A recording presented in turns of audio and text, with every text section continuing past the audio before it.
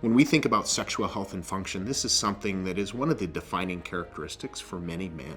And we realize that optimal sexual health and function, it's going to be related to having really well-managed physical as well as mental health. And that's where we feel that it's most important to really demonstrate that human connection that we have with our patients. We want them to feel comfortable and also realize that we're trained to have this discussion. If you have something like pain or swelling in a testicle, that's something we need to see immediately, because sometimes it could be something like cancer. Sometimes it could be something like testicular torsion that requires intervention to preserve the testicle. When we talk about penile function, that's the barometer of men's health. And so if we're having something that's compromising erections, we can fix that. We don't want you to strain your relationship over something that we can address together.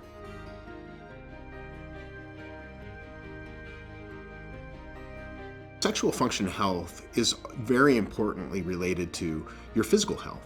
If you have higher levels of fitness, if you exercise regularly and maintain your body, you're going to have better sexual health. Healthy diet along with fitness is critically important to men's sexual health and function. Foods that are high in fat, high in salt are going to raise our blood pressure and can potentially compromise blood flow to the penis. This can lead to erectile dysfunction. If men are dealing with excessive stress that's causing anxiety or depression, that will decrease libido. It can lead to erectile dysfunction.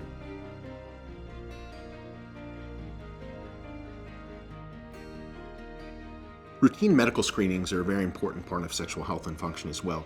We want to make sure that some of the symptoms that you're experiencing may not be related to things like diabetes, high blood pressure, even heart disease.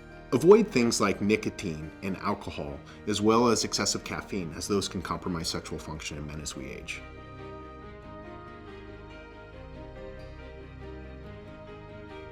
Testosterone is the male-defining hormone, and we know as we age, testosterone declines. If you start having symptoms of low testosterone, which can be many, it's not just related to potential issues with lower libido or decreased erectile function. It can cause problems with depression, anxiety, problems with concentration, problems with sleep. The symptoms are so wide that we need to consider screening men if they're having any related symptoms to this above a certain age. And there's things that we can do. There's interventions that we can perform, not just lifestyle interventions, but if those fail, there's medications that we can use to improve sexual function, improve testosterone levels, and hopefully restore that function back to you and improve relationships with those you love.